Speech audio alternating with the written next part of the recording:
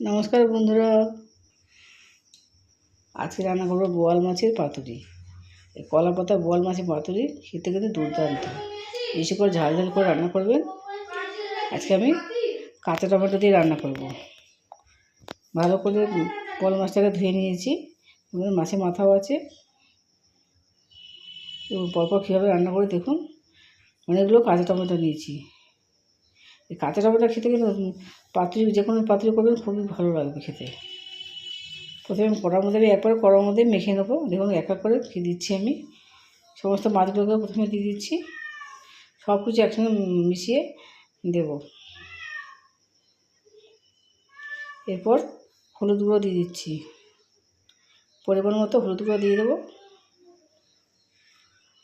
তারপর যে যেমন ঝাল খান সেই অনুযায়ী লঙ্কা গুঁড়ো, নুন দিয়ে দেবো। নুনটা একটু বেশি দেবেন, কারণ পাতুরি করতে গেলে নুনটা একটু বেশিই লাগে,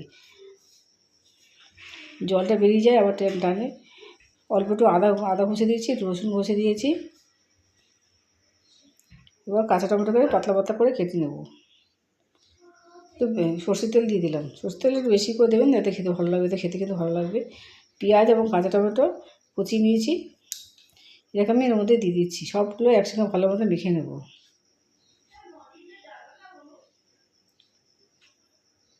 এই বোয়াল মাছে যদি একটু লঙ্কা করে বেশি করে দেন, তার কিন্তু খেতে ভালো লাগে। ঝালটা বেশি লঙ্কা করে দিলে কমে যাবে। একটু সামান্য পরিমাণ জল দিয়ে দিলাম, দিয়ে ভালো করে মেখে নিচ্ছি। যেহেতু সবই গুঁড়ো মশলা ছিল, তাই সামান্য পরিমাণ জল দিয়ে দিলাম। ভালো করে মিশিয়ে নেবেন। আপনারা যদি গুঁড়ো লঙ্কা না খান, কাঁচা লঙ্কা খান, এর মধ্যে কাঁচা লঙ্কাটাকে পেস্ট করে দিতে পারেন। তবে গুঁড়ো লঙ্কা দিলে খেতে ভালো লাগবে, সে বেশি স্বাদ হয়। বোয়াল মাছটা ঝাল ঝাল করে খেতেই ভালো লাগবে। এবং ভালো করে আমি মাখিয়ে নিয়েছি। এবার কলা পাতা নেব, গাছ থেকে আমি কলা পাতা নিয়ে এসেছি।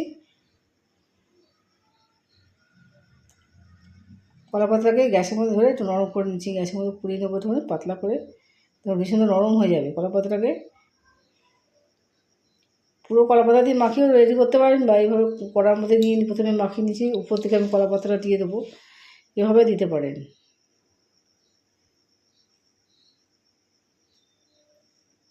সমস্ত দুখানা তিনখানা পাতা নিয়েছি, বেশি করে পাতা নিলে ভালো খেতে হবে, নরম হবে। কলা পাতার গন্ধটা দিলে বোয়াল মাছের স্বাদটা কিন্তু ভালোভাবে ফিরে আসবে।